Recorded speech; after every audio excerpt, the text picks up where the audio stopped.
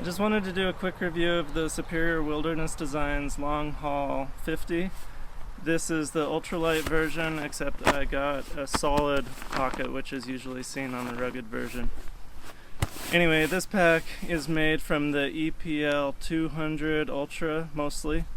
So the main bag and pocket are 200, and the bottom and the pockets are 400, and the whole thing weighs 31.6 ounces, and that includes one of these compression straps.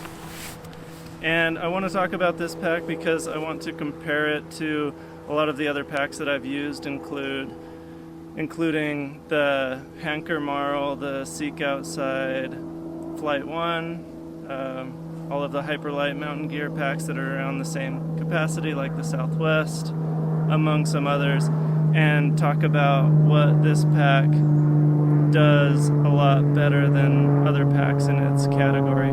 But first, let's just go through some of the features.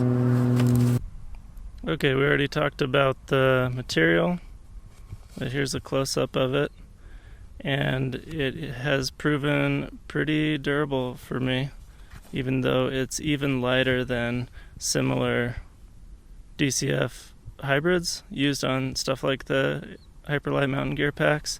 This stuff weighs really close to the same as the stuff they've been using, which is a 50D polyester laminated to DCF, and I'm finding this to be probably a little bit more durable. Anyway, let's start with this top compression strap. It has this cool clip, which I think looks really nice and is a little bit tricky to use, but I don't really mind all that much. You can also, there's a lot of attachment points on this pack. You can see you could put up to 3 over the top to securely attach something like a packraft. There's a whole bunch on the side. I think there's 4 on the side. That's good for paddles and other things, pads, whatever you want to put on the side. There's some on the front, so you could run horizontal straps on the front. You could run vertical straps over the pocket. I've done horizontal ones to attach a PFD here. You could also do some on the bottom. See, there's one there, so you could run straps on the bottom. And then let's look at the pockets. I'll show a picture of putting a platypus in these. They're just really, really big. I can fit those 2-liter platypuses with a paddle in there, and even probably like a rain jacket or something. They're really big. Typical shock cord sort of thing going on there. Let's move over to the hip belt. We've got sort of a typical sewn-in padded hip belt with a nice thick lumbar thing going on. They're using Evazote foam, and I don't know anything about foam really, so I couldn't really tell you how this performs compared to other foams, but it's very, very comfortable. This is interesting. The frame is on the outside.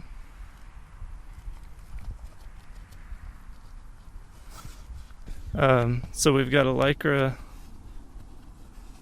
thing that there's a foam pad inside of, which is pretty thick and protects your back from the stays, and I've been using it as both a sit pad in camp and as a pad to put under my heels when I'm pack rafting, and it keeps my heels warm when the water's super cold underneath the boat. So I think that's pretty cool.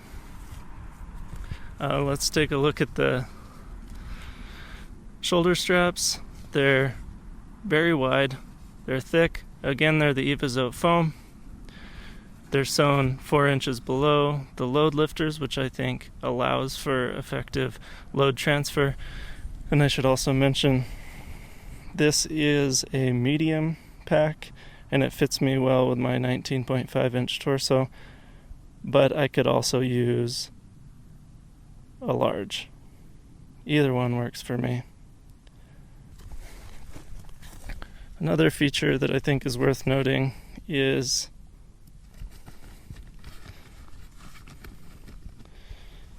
this stiffener. There's a stiffener in this that's removable, so if it wears out, you can replace it.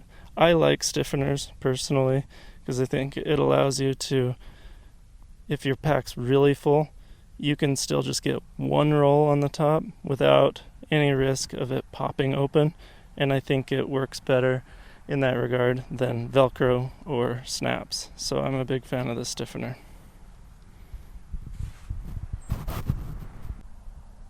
And let's go over some of the other specs.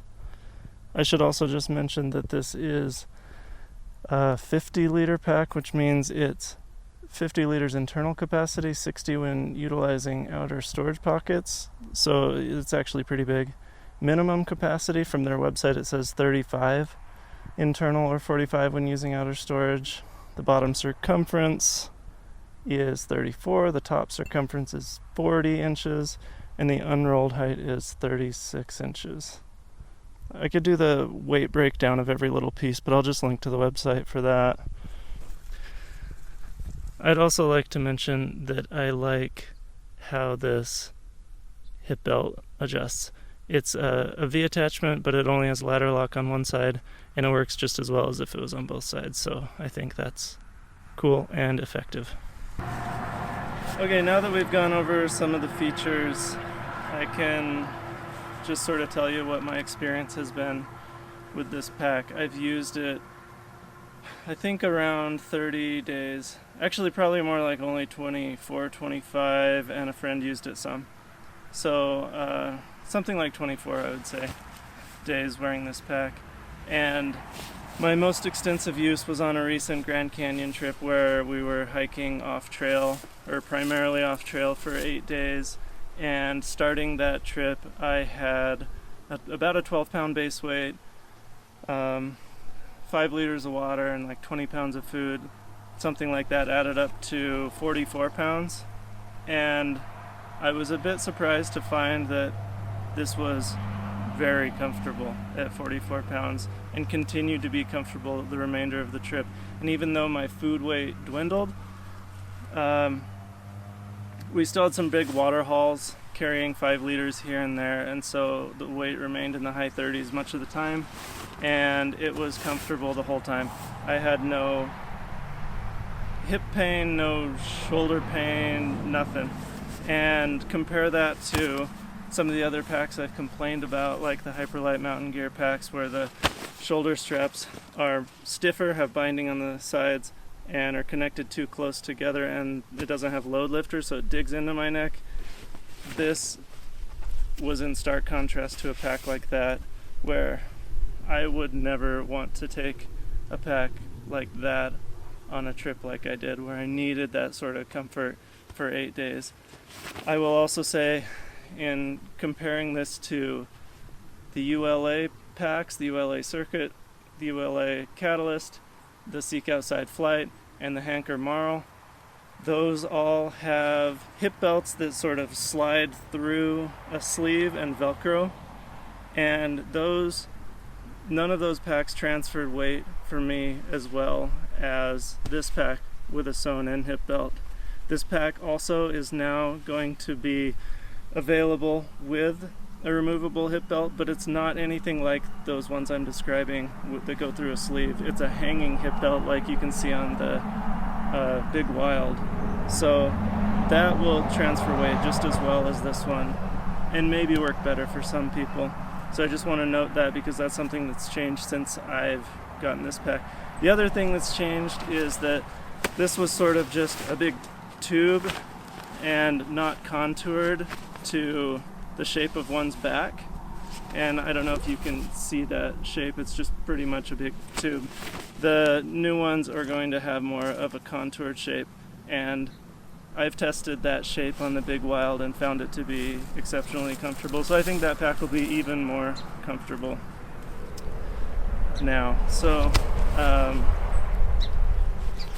anyway, as some of you might know, I'm kind of always looking for that one pack that can do everything, and I don't want to just outright say that this is that pack, but it's the closest thing I've found.